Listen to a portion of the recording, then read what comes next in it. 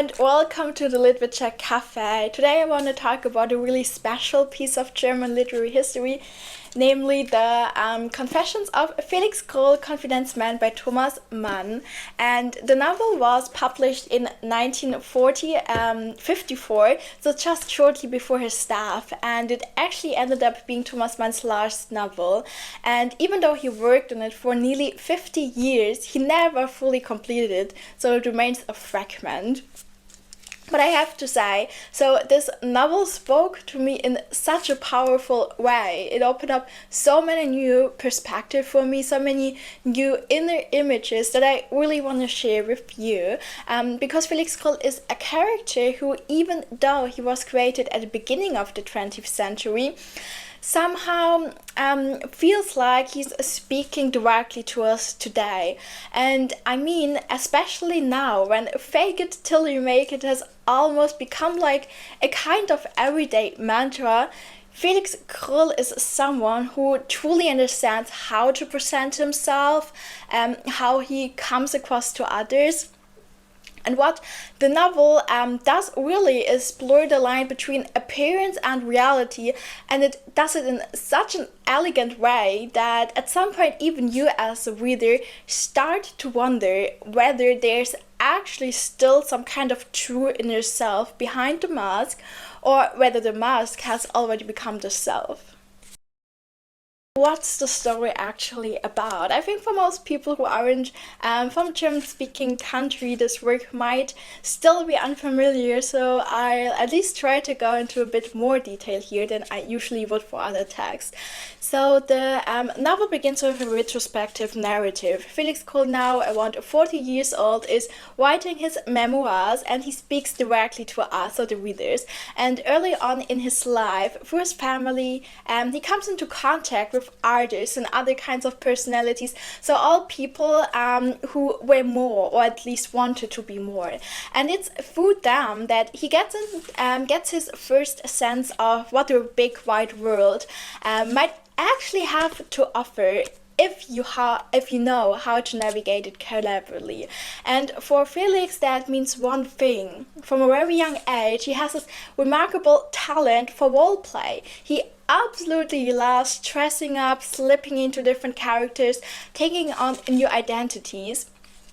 But it doesn't just stay a game, so pretty soon he's forging signatures, stealing, committing other small crimes. And then comes the turning point when his father runs the family's sparkling wine factory into bankruptcy and ends up taking his own life. And after that, Felix and his mother moved to Frankfurt, so Frankfurt am Main in Germany, and that city immediately fascinates him, and it's there that he really starts to observe closely. And in this world of the wealthy bourgeoisie with its grand hotels and the shine of the department stores, he studies the habits of the rich, their gestures, their language, and the way they behave. And he realizes something, that if he imitates all of it, if he truly internalizes it, and he can actually become like them.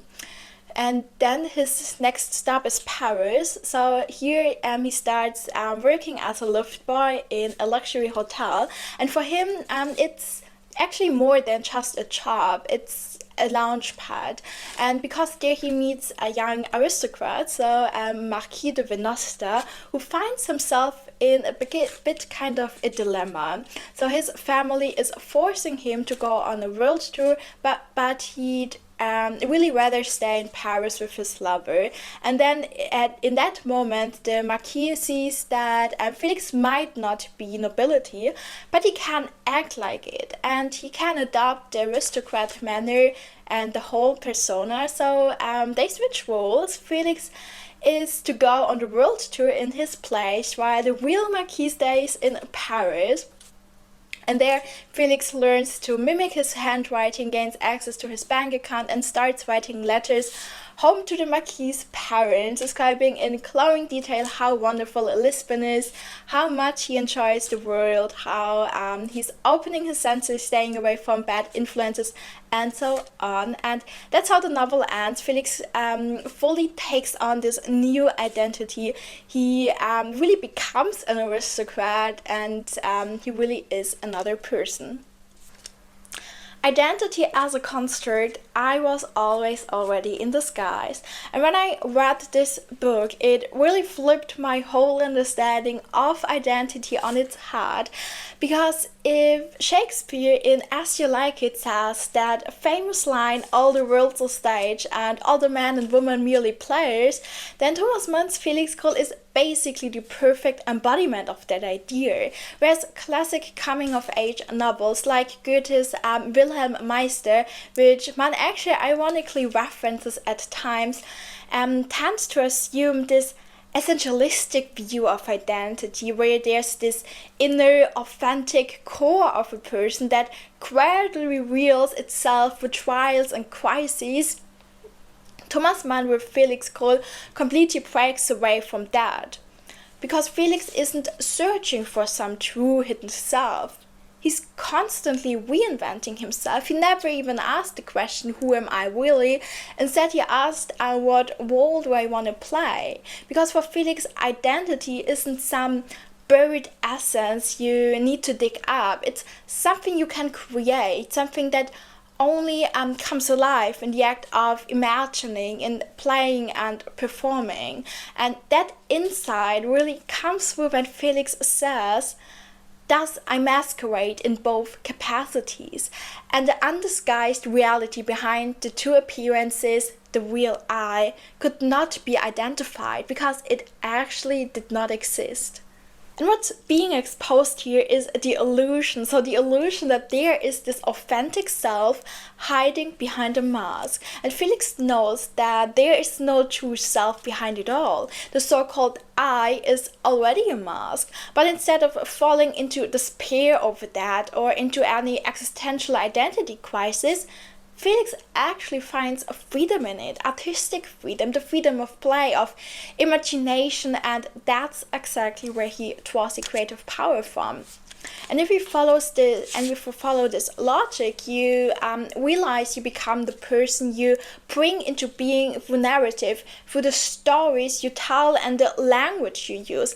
And that's why the text and the language you use is so important, because stories can change and so can identity. So it remains fluid, endlessly shapeable. And the philosopher Paul Ricoeur puts it beautifully when he says, the narrative constructs the identity of the character, what can be called his or her narrative identity. In constructing that of the story told, it is the identity of the story that makes the identity of the character. So in other words, we are not just who we are, we become who we are through the stories we tell ourselves. But with Felix, it's not that kind of surface level fake it till you make it thing you see in self-help culture, you know, that whole idea of acting like the person you want to be, dressing like them, until you eventually become them. And that approach often also comes with this obsession over things like, what does old money wear, what kind of makeup, hairstyle, and so on. And sure, there are definitely parallels with Felix. So he also studies the gestures, the clothing, the manners of the upper class. But here's this decisive difference. He doesn't just imitate, so something much more important happens. Where Felix is not this superficial mimicry. And it's like paint by numbers. So sure, you can follow the outline, fill in the colors, but that's not the same as real painting.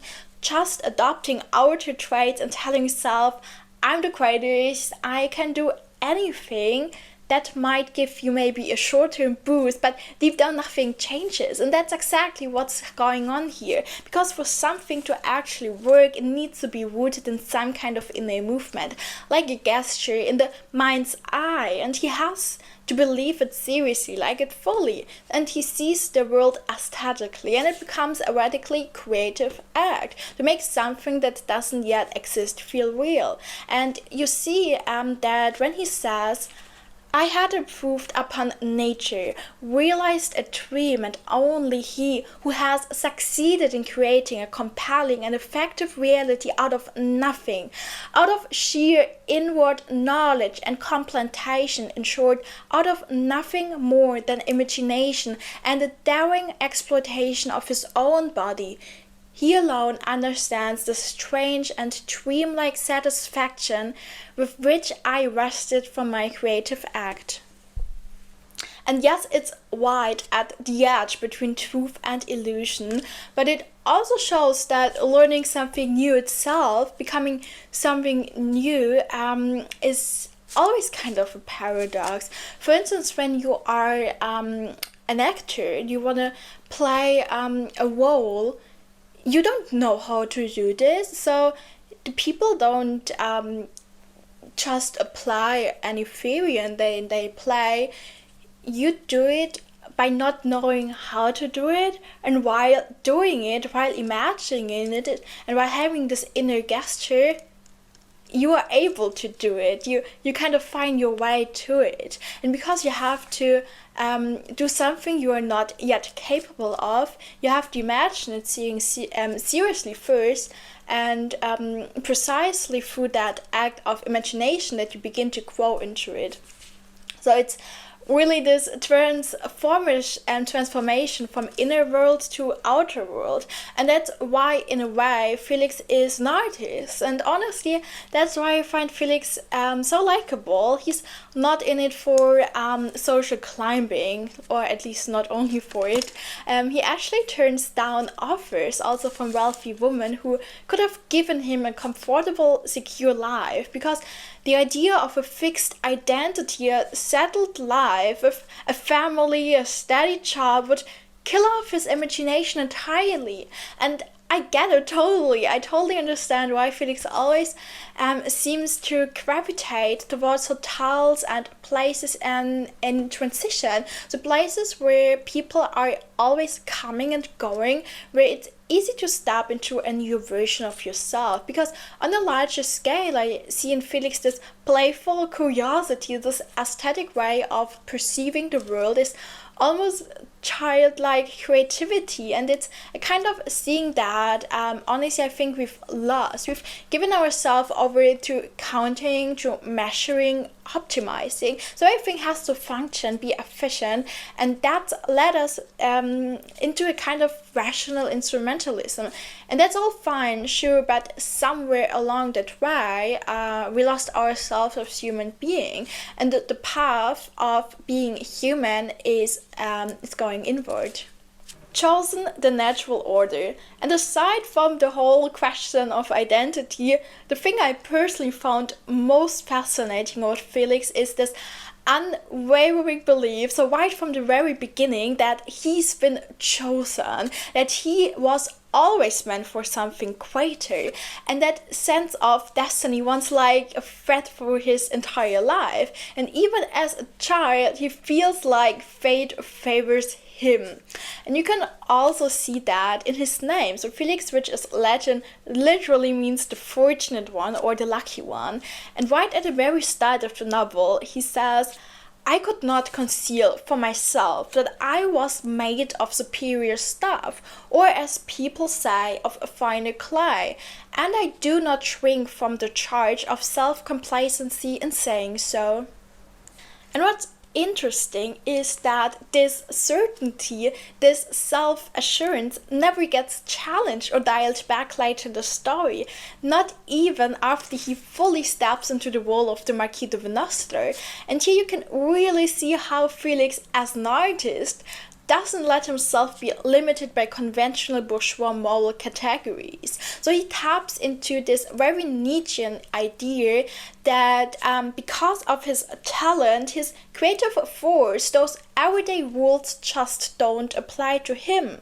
He sees himself as standing above the morality of the weak, so to speak. So when he steals jewelry or commits other crimes, he doesn't even feel guilty, not in the slightest. In fact, he's convinced that those moral boundaries would only stifle his creative power. And this crossing of boundaries, this almost obsessive link between criminality and artistry, it's not just something he accepts. For him, it's necessary. And because the truth is that he actually also sees through how society works.